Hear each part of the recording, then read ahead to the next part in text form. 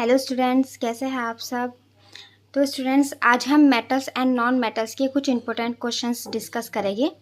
ठीक है, तो जैसे ये इन टेक्स्ट का क्वेश्चन नंबर 11 है। क्या कहता है question? Which two metals are found in nature in free state.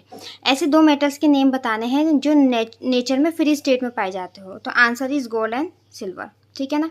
कौन कौन से हैं वो दो मेटल्स? Gold and silver. अभी इन टेक्स्ट का क्वेश्चन नंबर 13 है, इसको डिस्कस करते हैं। सो द नेक्स्ट क्वेश्चन कहता है metallic oxide of zinc, magnesium and copper were heated with following metals. ठीक है ना। जो मेटेलिक ऑक्साइड है जिंक के, मैग्नीशियम के और कॉपर के, इनको कुछ मेटल्स के साथ रिएक्शंस कराते हैं। तो फिर हमें ये बताना है कि इनमें से किस केस में डिस्प्लेसमेंट रिएक्शन होगी और किस में नहीं होगी। तो स्टूडेंट्स, आपको पता होगा डिस्प्लेसमेंट रिएक्शन क्या होती है। जब more reactive metal less reactive metal को डिस्प्लेस कर देता है। ठीक है, more reactive metal less reactive metal को क्या कर देता है? डिस्प्लेस कर देता है। और ये रिएक्शन क्या कहलाती है? डिस्प्लेसमेंट रिएक्शन कहलाती है। तो चलिए देखते हैं कहाँ पर डिस्प्लेसमेंट रिएक्शन होगी और कहाँ पर नहीं होगी। अगर जिंक ऑक्साइड रिएक्शन करेगा जिंक के साथ, तो जिंक और जिंक दोनों की रिएक्टिविटी सेम है, तो यहाँ पर डिस्प्लेसमेंट रिएक्शन नहीं होगी। No reaction, no reaction. ठीक है, अगर हम जिंक ऑक्साइड की रिएक्शन कराते हैं किसके साथ? मैग्नीशियम के साथ। तो स्टूडेंट्स, मैग्नीशियम की रिएक्टिविटी जिंक से ज़्यादा होती है, इसलिए मैग्नीशियम जिंक को डिस्प्लेस कर देगा। तो यहाँ पर डिस्प्लेसमेंट रिएक्शन हो जाएगी, यहाँ पर डिस्प्लेसमेंट रिएक्शन हो जाएगी। अगर आप जिंक ऑक्साइड की रिएक्शन कराते हैं कॉपर के साथ, तो आपको पता होगा कॉपर रिएक्टिविटी सीरीज में बिल्कुल बॉटम पर आते हैं, नीचे की साइड आते हैं, यानी कि कॉपर की रिएक्टिविटी बहुत कम होती है। तो कॉपर जिंक को डिस्प्लेस नहीं कर पाएगा, तो यहाँ पर रिएक्शन नहीं होगी। राइट। इसी तरह से अब देखते हैं मैग्नीशियम ऑक्साइड की अगर जिंक के साथ कराते हैं, तो जिंक जो है मैग्नीशियम से कम रिएक्टिव है, यानी कि मैग्नीशियम जिंक से ज़्यादा रिएक्टिव है।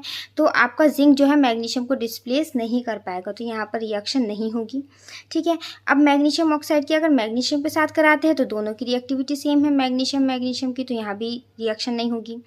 मैग्नीशियम ऑक्साइड की अगर कॉपर के साथ कराते हैं, तो कॉपर की तो रिएक्टिविटी बिल्कुल कम है, यानी कि कॉपर तो रिएक्टिविटी सीरीज में बिल्कुल बॉटम पर है, तो ये रिएक्शन भी कॉपर भी डिस्प्लेस नहीं कर पाएगा। अब चलिए देखते हैं कॉपर ऑक्साइड। कॉपर ऑक्साइड की जब जिंक के साथ कराएंगे, तो जाहिर सी बात है जिंक आपका कॉपर को बहुत ही इजीली डिस्प्लेस कर देगा। ठीक है ना, क्योंकि कॉपर की रिएक्टिविटी कम है जिंक से, तो जिंक इसको डिस्प्लेस कर देगा, तो यहाँ पर डिस्प्लेसमेंट रिएक्शन हो जाएगी। जब कॉपर ऑक्साइड की मैग्नीशियम के साथ कराएंगे, तो मैग्नीशियम भी डिस्प्लेस कर देगा, मैग्नीशियम भी डिस्प्लेस कर देगा। कॉपर ऑक्साइड की कॉपर के साथ कराएंगे, तो दोनों की रिएक्टिविटी सेम है, तो यहाँ पर रिएक्शन नहीं होगी। तो आई होप आपको ये क्वेश्चन समझ आया होगा। अब चलिए नेक्स्ट क्वेश्चन की तरफ बढ़ते हैं। नेक्स्ट क्वेश्चन क्या कहता है? ये इन टेक्स्ट का क्वेश्चन नंबर 14 है। ये कहता है which metal do not choroid easily. कौन से मेटल है जो इजीली कोराइड नहीं होते? तो कोराइड क्या होता है स्टूडेंट्स? जब किसी भी मेटल को हम एयर, मॉइस्चर्स की प्रेजेंस में या फिर कुछ गैसेस की प्रेजेंस में छोड़ देते हैं, तो उस पर एक लेयर चढ़ जाती है, जिसको हम क्या बोलते हैं? कोरोजन बोलते हैं। ठीक है ना। जनरल लैंग्वेज में अगर आयरन के ऊपर कोराइड होता है, तो उसको हम रस्ट बोलते हैं। जैसे आयरन पर जंग लगता है, तो क्या कहलाता है? रस्टिंग। ऐसे किसी भी मेटल का रस्ट हो जाना क्या कहलाता है? आपका कोराइड कहलाता है। तो ये पूछ रहा है कि कौन से मेटल है जो आसानी से कोराइड नहीं होते। ठीक है, तो स्टूडेंट्स, ऐसे मेटल्स जिनकी रिएक्टिविटी बहुत कम होती है, ठीक है ना, जिनकी रिएक्टिविटी क्या होती है? बहुत ही कम रिएक्टिविटी होती है, यानी कि ऐसे मेटल्स जो इजीली ऑक्सीजन वाटर के साथ भी रिएक्शन नहीं करते हैं, वो आसानी से कोराइड नहीं होते हैं। यानी कि दूज मेटल्स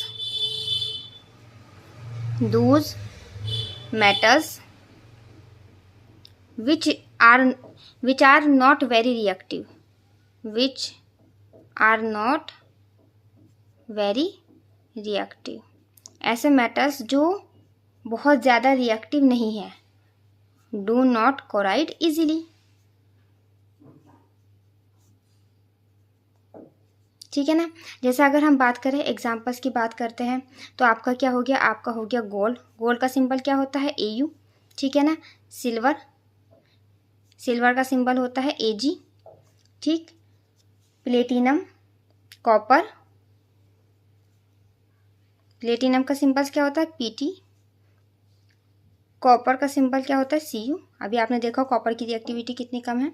ठीक है, इसलिए गोल्ड, सिल्वर ये क्या होता है? आपके एक्सपेंसिव होते हैं, क्योंकि ये वेरी लो रिएक्टिव एलिमेंट्स होते हैं, ये जल्दी से रिएक्ट नहीं करते, तो कोराइड भी नहीं होते हैं।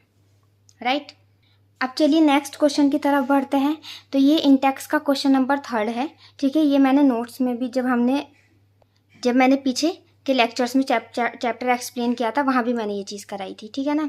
तो क्वेश्चन क्या कह रहा है आपका, Y is sodium kept immersed in kerosene oil.